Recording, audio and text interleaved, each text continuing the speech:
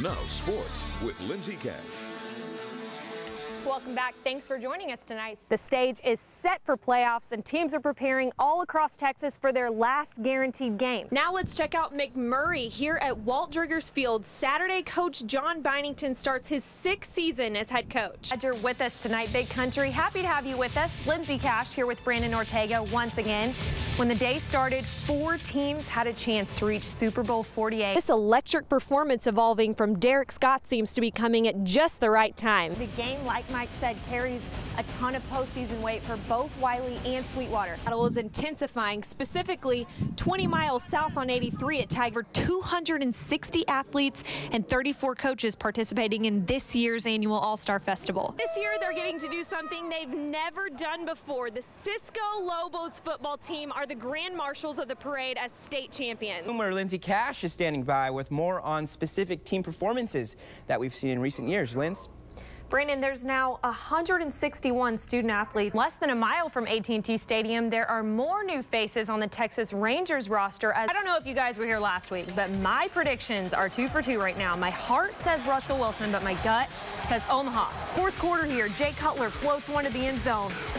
Brandon Marshall, check out how he turns back here to go up for this grab. Lindsay, we're going back to you for that one. Thank you, guys. What a fun game to be a part of today. In less than 2 hours, it's time for round 2, and Cisco. I might have to check that out and run. Are you a runner?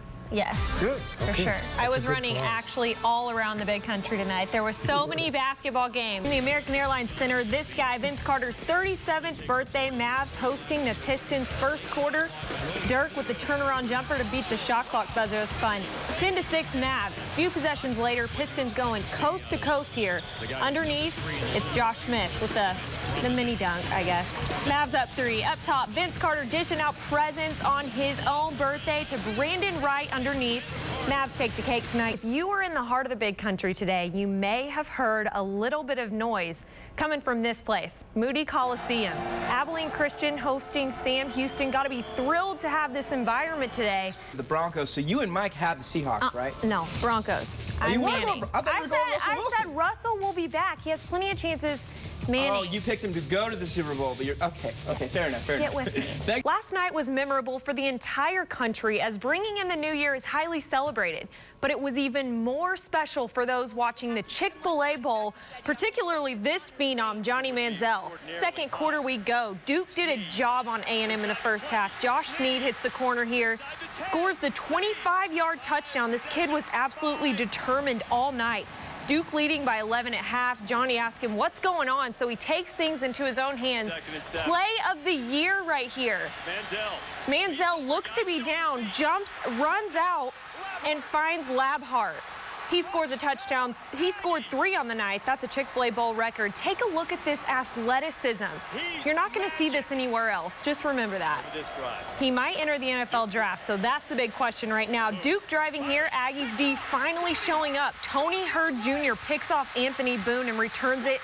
55 yards for the touchdown. That's his 1st pick of the season, and that was A&M's 1st lead of the night. Home enjoying this New Year's holiday, the McMurry Warhawks are back at work hosting Hillsdale Free Will Baptist.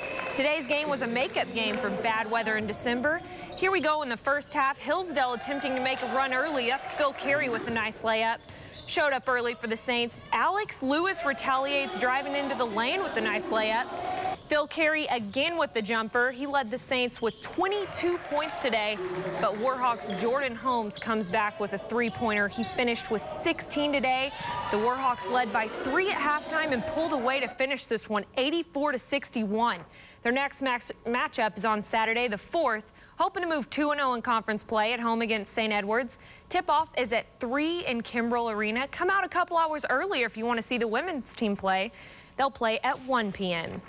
The Baylor Bears make their BCS debut against Central Florida tonight in about an hour kickoff. Baylor's wearing the conference crown into the bowl, the first one outright since the Southwest Conference in 1980.